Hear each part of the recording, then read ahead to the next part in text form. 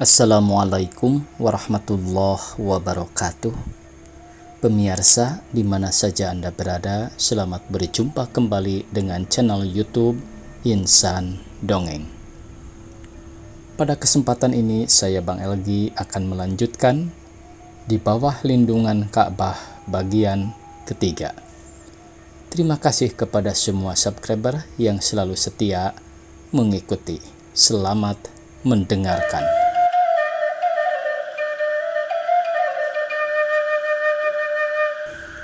Mudah-mudahan selamatlah dan kerap kalilah datang kemari kalau masih di rumah, katanya pula. Lalu ia berdiri dari tempat duduknya, kembali ke pekarangan belakang, ke dalam pingitannya. Saya pun berdiri, saya ambil kopiah saya, sambil menarik napas panjang, saya pun keluar. Dalam hati saya teringat hendak menulis surat kepadanya. Akan ganti diri saya menerangkan segala perasaan hati. Surat itu akan saya tulis dengan tulus dan ikhlas, tidak bercampur dengan kata-kata yang dapat menyinggung hati, baik perkara cinta atau perkara lainnya. Apalagi surat itu tidak akan diketahui orang isinya jika ditulis dalam bahasa Belanda. Tetapi saya tak sampai hati, sebab perbuatan itu adalah satu kelakuan sia-sia belaka. Jika perbuatan itu hanya sehingga daerah persaudaraan di antara adik dan kakak, tidaklah mengapa. Tetapi adalah saya ini seorang yang lemah. Otak saya tak dapat mempengaruhi dan mengendalikan hati saya. Sepandai-pandai saya mengatur dan menyusun kata, akhirnya tentu salah satu perkataan dalam surat itu terpaksa juga membawa arti lain.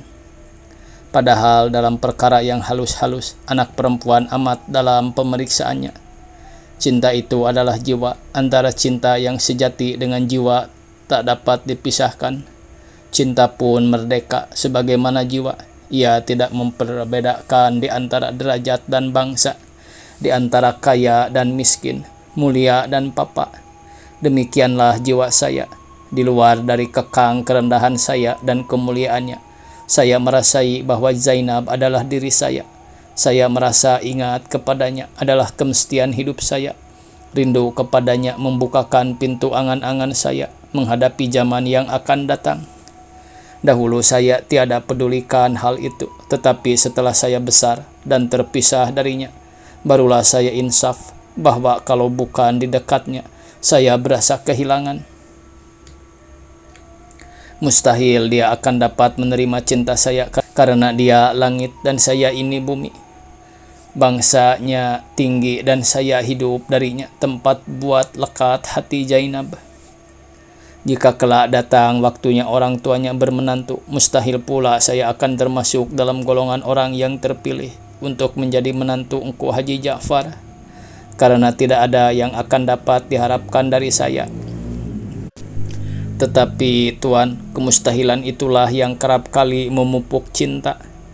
Setelah puasa habis, saya kembali ke Padang Panjang. Sebelum berangkat, saya datang ke rumahnya menemui Zainab, menemui ayah dan ibunya.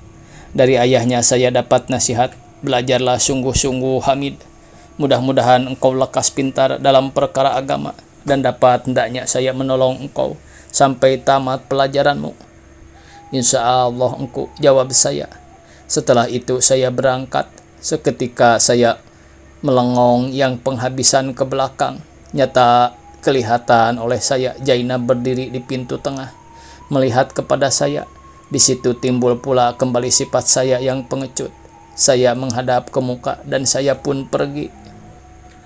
Setelah beberapa lama kemudian, dengan tidak disangka-sangka, satu musibah besar telah menimpa kami berturut-turut.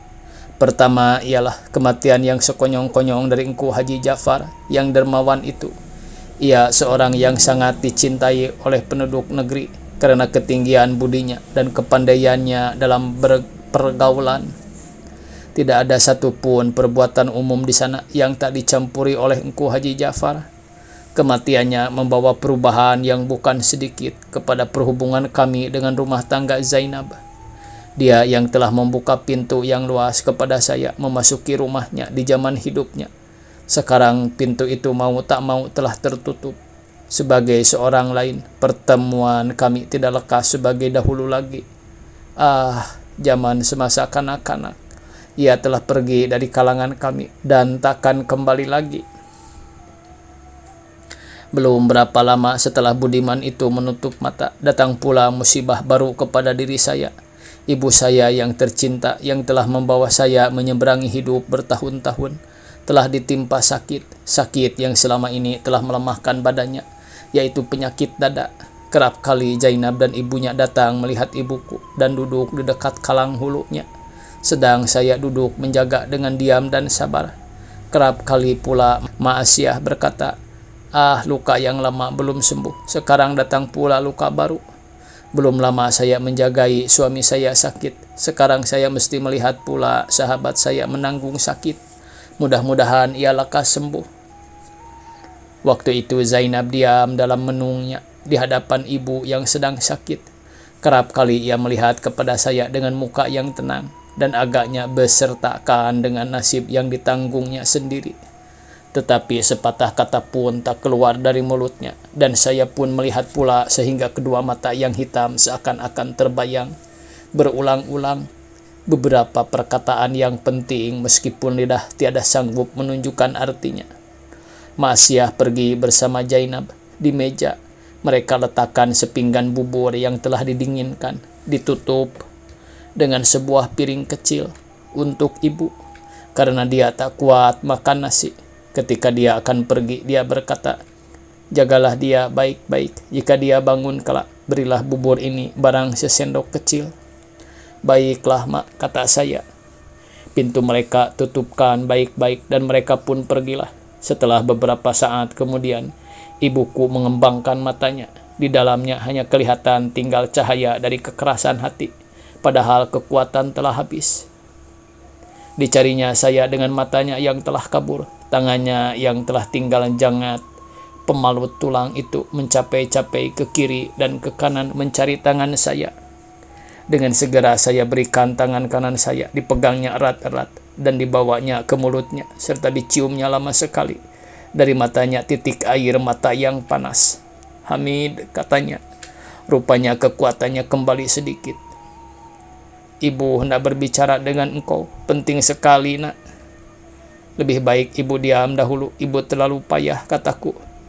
"Tidak, Mid. Kekuatan ibu dikembalikan Tuhan untuk menyampaikan pembicaraan ini kepadamu." "Apakah yang ibu maksudkan?" kata saya.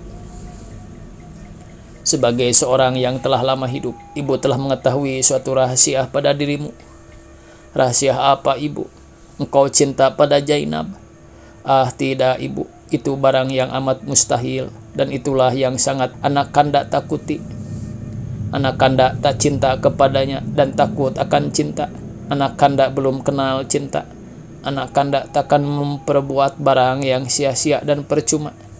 Anak kanda tahu bahwa jika anak kanda mencurahkan cinta kepadanya, takkan ubahnya dengan seorang yang mencurahkan semangkuk air tawar ke dalam lautan yang maha luas. Laut akan berubah sifatnya karena semangkuk air tawar itu. "Wahai anakku," kata ibuku, "dari susunan katamu itu telah dapat ibu membuktikan bahwa engkau sedang diserang penyakit cinta. Takut akan kena cinta, itulah dua sifat dari cinta. Cinta itulah yang telah merupakan dirinya menjadi suatu ketakutan. Cinta itu kerap kali berupa putus harapan, takut, cemburu, iba hati, dan kadang-kadang berani. Di hadapan ibumu yang telah lama merasai pahit manis kehidupan, tidaklah dapat engkau sembunyikan lagi. Mataku telah kabur, tetapi hatiku masih terang benderang. Anakku, sekarang cintamu masih bersifat angan-angan. Cinta itu kadang-kadang hanya menurutkan perintah hati, bukan menurutkan pendapat otak. Dia belum berbahaya sebelum mendalam. Kalau dia telah mendalam, kerap kali, kalau yang kena cinta tak pandai, ia merusakkan kemauan dan kekerasan hati laki-laki. Kalau engkau perturutkan, tentu engkau menjadi seorang anak yang putus asa. Apalagi kalau cinta itu terpaksa ditolak oleh keadaan yang ada di sekelilingnya. Hapuskanlah perasaan itu dari hatimu, jangan ditimbul-timbulkan juga. Engkau tentu memikirkan juga bahwa emas tak setara dengan loyang, sutra tak sebangsa dengan benang. Ayahnya orang yang telah memenuhi cita-cita kita dengan nikmat, sekarang tak ada lagi. Artinya telah putus tali yang memperhubungkan kita dengan rumah tangga orang di sana. Meskipun Ibu Zainab seorang perempuan yang penuh dengan budi pekerti, tentu saja kebaikannya kepada kita tidak lagi sebagai di masa suaminya hidup. Apalagi kaum kerabat mereka yang bertali darah sudah banyak yang akan turut mengatur keadaan pergaulan rumah itu, yaitu orang-orang yang baru yang tiada mengenal kita. Memang anak cinta itu adil sifatnya. Allah menakdirkan dia dalam keadilan, tidak memperbeda-bedakan di antara raja-raja dengan orang minta-minta, tiada menyisihkan orang kaya dengan orang miskin, orang hina dengan orang mulia, bahkan kadang-kadang tiada juga berbeda baginya antara bangsa dengan bangsa. Tetapi aturan pergaulan hidup tidak membiarkan yang demikian itu berlaku. Orang sebagai kita ini telah dicap dengan derajat bawah atau orang kebanyakan, sedang mereka diberi nama cabang atas. Cabang atas ada kalanya karena pangkat dan ada kalanya karena harta benda. Cincin emas, orang merasa sayang hendak memberi bermata kaca. Tentu jamrud dan nilam juga. Orang merasa sayang membuang emas akan pengikat batu yang sudah diasah oleh rantai perintang-rintang hatinya, karena lama menanggung dalam penjara. Meskipun Zainab suka kepada engkau karena agaknya batinnya suci dari perasaan takabur dan mengangkat diri, tidaklah langsung kalau ibunya tak suka diletakkan ibunya suka. Bermufakat orang itu dahulu dengan kaum kerabat, handai dan tolan. Kalau mereka tak sepakat, waktu itulah kelak engkau diserang oleh putus asa, oleh malu, dan kadang-kadang memberi melarat kepada jiwamu. Sebab waktu api belum besar, tidak engkau padamkan lebih dahulu. Tidak ada yang lebih baik daripada melupakan hal itu sebelum ia mendalam. Sebab cinta kepada orang yang demikian adalah laksana cinta arwah ayahmu hendak kembali ke dunia, karena ia berbesar hati melihat engkau telah besar. Ia tahu dan ia melihat segala apa yang kejadian dalam dunia ini, dan ia ingin sekali hendak datang. Tetapi sayang, alam dunia telah terbatas jauh sekali dengan alam barzah. Lama saya termenung mendengarkan pembicaraan ibu itu. Pertama, karena amat dalam penyelidikannya kepada paham hidup ini. Kedua, memikirkan kekuatan jiwanya yang timbul, seakan-akan ada malaikat yang memimpin dia sedang berbicara, yang tidak saya sangka-sangka akan sejelas itu. Beberapa saat antaranya saya pun menjawab, "Terima kasih ibu." Nasihat ibu masuk benar ke dalam hatiku. Semuanya benar belaka. Sebenarnya sudah lama pula anak kandak merasa yang demikian, sehingga dengan hati sendiri anak kandak berjanji hendak melupakannya. Yang amat ajaib ialah peperangan di antara otak dan hati. Beberapa saat dia dapat dilupakan dan hati mengikut dengan patuh apa kehendak otak. Tetapi bila kelihatan rumah tangganya atau kelihatan rupanya sendiri, dan kadang-kadang bila namanya disebut orang, hati lupa akan perintah otak. Ia kembali berdebar. Ia surut kepada kenang-kenangannya yang lama. Ini yang kerap kali mengalahkan anak kandak. "Ah anakku," katanya, "pandai benar engkau mewartakan nasibmu kepada ibumu. Mengapa engkau segila itu benar, padahal agaknya engkau belum mengetahui bagaimana pula perasaan Zainab kepada dirimu." "Wahai ibu, coba anak kanda tahu bahwa cintaku mendapat sambutan dengan semestinya. Agaknya tidaklah akan separah ini benar luka hatiku. Karena cinta yang dibalas itulah obat yang paling mujarab bagi seorang anak muda dalam hidupnya. Takkan lebih pintanya daripada itu. Hati anak kanda akan besar dan merasa beruntung jika anak kanda ketahui bahwa air mata anak kanda yang selama ini telah banyak tercurah, tidak bagai air yang tenggelam di pasir. Bahwa pengharapan dalam menuju hidup tak terhambat di tengah jalan. Bahwa cita-cita hendak memandangi langit tidak dihalangi oleh awan. Cinta anak kanda kepadanya bukan mencintai tubuhnya dan bentuk badannya, tetapi jiwa anak kandalah yang mencintai jiwanya. Kecintaan anak kanda bukan pula karena kepandaian menyusun surat-surat kiriman. Kebebasan pergaulan bisa ditutupi dengan perangi yang dibuat-buat, dan kepintaran mengarang surat dapat pula menyembunyikan kepalsuan hati. Anak kanda mencintai Zainab karena budinya. Di dalam matanya ada terkandung suatu lukisan hati yang suci dan bersih. Anakku, kata ibuku, sudah tinggi pikiranmu rupanya. Sudah dapat engkau menerangkan perasaan hati dengan perkataan yang cukup. Sudah menurun kepada dirimu kelebihan ayahmu. Ibu tak dapat menyambung perkataan lagi. Perkataanmu hanya ibu sambut dengan air mata. Hanya kepada Tuhan ibu berharap. Mudah-mudahan Dia memberikan anugerah dan perlindungan akan dirimu. Dia yang telah menanamkan perasaan itu ke dalam hatimu. Dia pula yang berkuasa mencabutnya. Mudah-mudahan itu hanya suatu khayal, suatu angan-angan yang kerap kali mempengaruhi hati anak muda-muda, yang dapat hilang karena pergantian siang dan pertukaran malam. Mudah-mudahan, jawab saya kepada ibu saya. Demikianlah nasihatnya kepada saya. Setelah itu, kekuatannya tak ada lagi. Dari saat ke saat, hanya yang kelihatan kepayahannya menyelesaikan napas yang turun naik. Kadang-kadang dilihatnya saya tenang-tenang dan dingangakkannya mulutnya, sedikit minta minum. Obat-obat tak memberi faedah lagi. Tidak beberapa malam setelah dia memberikan nasihat itu, datanglah masa yang ditunggu-tunggunya. Masa berpindah dari alam yang sempit ke alam yang lapang. Sementara saya asyik meminumkan obat, di tangan kanan saya terpegang sendok, dan di tangan kiri terpegang gelas. Ia melihat kepada saya tenang-tenang. Alam perpisahan yang akhir. Dari mulutnya keluar kalimat baka bersama dengan kepergian nyawanya ke dalam alam suci, yang di sana manusia lepas dari segala penyakit. Saya tercengang dan seakan-akan bingung. Di tangan kanan saya sendok masih terpegang, di tangan kiri gelas berisi obat. Saya lihat ke atas meja. Di sana terletak beberapa botol yang telah kosong dan ramuan dukun yang telah layu. Limau manis yang diantarkan oleh Zainab pagi hari itu baru diusakinya seulas. Lebihnya masih tinggal terletak di atas meja.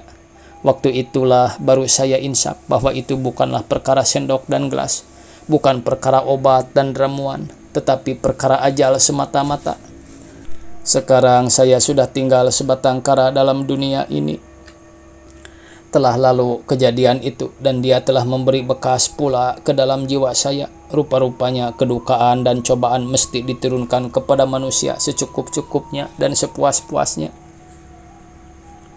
Sejak kematian itu, tidak berapa kerap lagi saya datang ke rumahnya. Saya karam dalam permenungan, memikirkan hidup saya di belakang hari, sebatang kara di dunia ini. Pada suatu petang, sedang matahari akan tenggelam ke dasar lautan di batang Arau, di antara ujung gunung Padang, di celah-celah ombak yang memecah ke atas pasir yang putih di Pulau Pandan. Di waktu saya sedang berjalan-jalan seorang diri di pesisir Arau yang indah itu, melihat perahu tumpangan datang dari seberang. Di atasnya duduk 3 orang perempuan yang agak tua, berundung-undung kain bugis halus. Setelah perahu kecil itu merapat, keluarlah dari dalamnya perempuan-perempuan itu. Seorang di antaranya ialah Mak Aisyah sendiri.